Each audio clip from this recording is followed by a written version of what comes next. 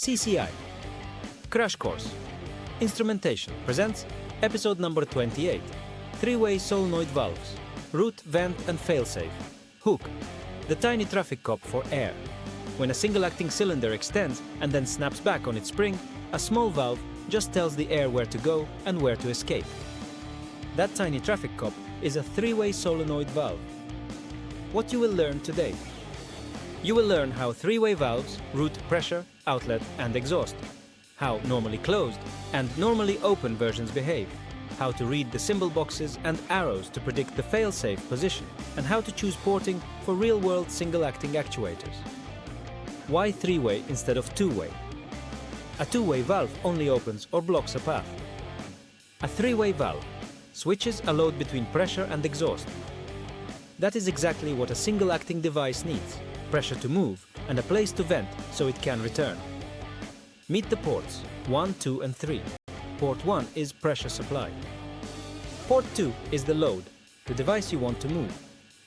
Port 3 is exhaust to the atmosphere or to a muffler. In one state, ports 1 and 2 connect while port 3 is blocked. In the other state, ports 2 and 3 connect while 1 is blocked. The valve is always feeding the load from one side and releasing it on the other. NC and no versions. Know your default. Normally closed. Three-way, in the de-energized state, the load is connected to exhaust and pressure is blocked. When the coil energizes, pressure connects to the load. This is common for fail-retract single-acting cylinders or fail-closed instrument air functions. Normally open three-way. In the de-energized state, the load is connected to pressure and exhaust is blocked.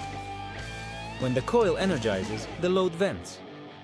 This is common for fail-extend or fail-open actions. Direct acting versus pilot-operated. Quick overview. Direct acting designs move the internal poppet directly with the plunger and work well at small sizes. Pilot-operated designs use a tiny internal pilot flow to shift a spool or diaphragm and need a minimum supply pressure to operate. Your symbol reading does not change. The boxes and the arrows still tell you the load is being switched between pressure and exhaust.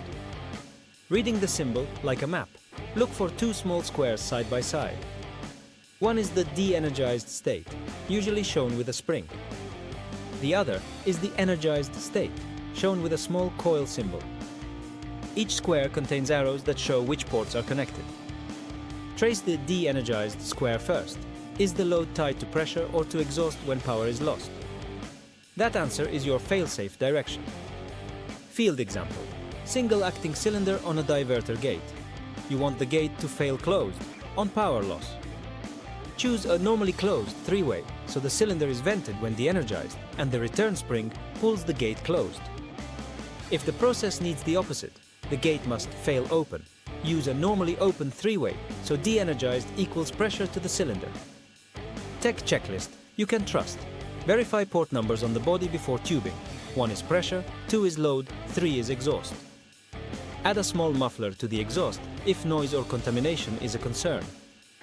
Jog the coil and feel for crisp actuation. Sluggish motion often means low supply pressure or debris in the pilot passage.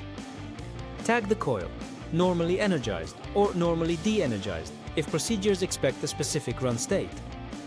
Confirm the fail-safe action matches the hazard analysis for the equipment being moved. Common mistakes to avoid: swapping the load and exhaust ports. The cylinder will never build force. Forgetting that a pilot-operated three-way may not shift without minimum supply pressure. Confusing. Hardware normal, with the process's normal operating state. A quick history nugget. Three-way poppet valves appeared early in instrument air systems to run simple actuators long before software and field bus networks.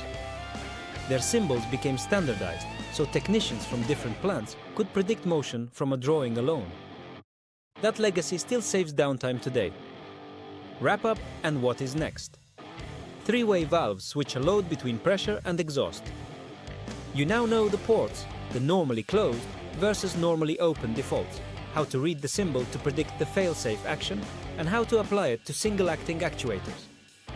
In the next episode, we will scale up to four-way valves for double-acting cylinders and directional control of pneumatic motors. Thanks. Special thanks to Tony Kupelt and the open source community for the incredible free curriculum that powers Crash Course Instrumentation.